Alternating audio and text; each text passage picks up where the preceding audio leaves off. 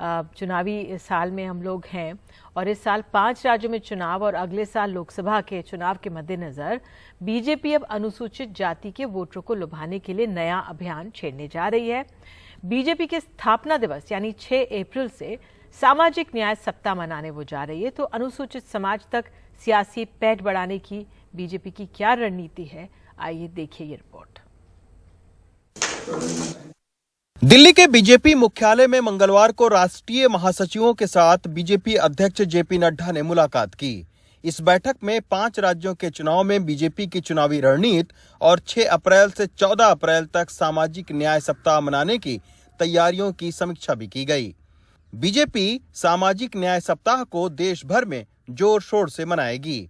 इसके तहत 6 अप्रैल को बीजेपी के स्थापना दिवस पर मोदी कार्यकर्ताओं को संबोधित करेंगे।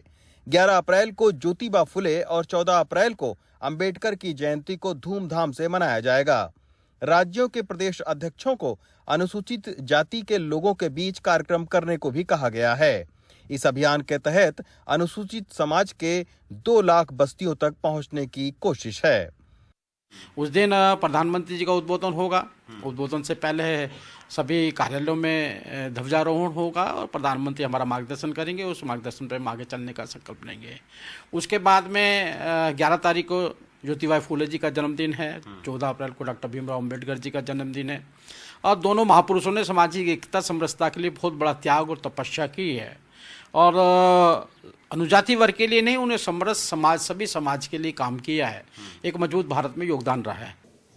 इस साल 5 राज्यों के चुनाव हैं। सामाजिक न्याय के मामले पर डीएमके भी तमिलनाडु में कार्यक्रम कर रही है, जहां 13 विपक्षी पार्टियों के नेता भी पहुंचे हैं।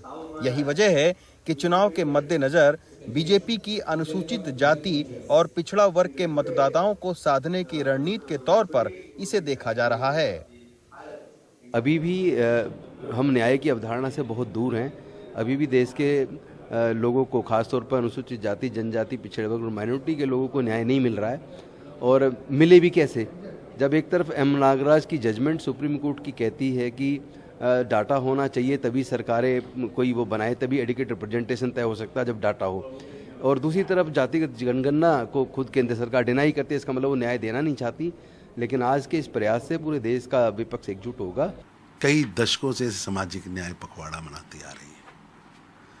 पिछली बार भी मनाया था, उससे पिछली बार भी मनाया था। और जो नेता टिप्पणी कर रहे हैं उनके जन्म से पूर्व भी भारतीय जनता पार्टी जनसंघ की सामाजिक कमिटमेंट है। और 6 अप्रैल भाजपा स्थापना दिवस से लेकर 14 अप्रैल डॉक्टर भीमराव अंबेडकर जी तक और बीच में 11 अप्रैल बाबा फुले को लेकर भारतीय जनता पार्टी के कार्यकर्ता लगातार इस पर काम करते हैं। 2019 के लोकसभा चुनाव में उत्तर प्रदेश के 19 आरक्षित सीटों में से 14 पर बीजेपी को कामयाबी मिली, जबकि 2022 के उत्तर प्रदेश के विधानसभा चुनाव में 14% अनुसूचित जाति के वोट लेकर बीजेपी ने सवर्ण पार्टी का मिथक तोड़ दिया है। अब इसी तरीके की रणनीति वो पूरे देश भर के चुनाव में अपनाना चाहती है और ये उसी दिशा में एक पहल भर है। दिल्ली से राकेश कुमार सिंह के साथ रवीश रंजन शुक्ला, एनडीटीवी इंडिया।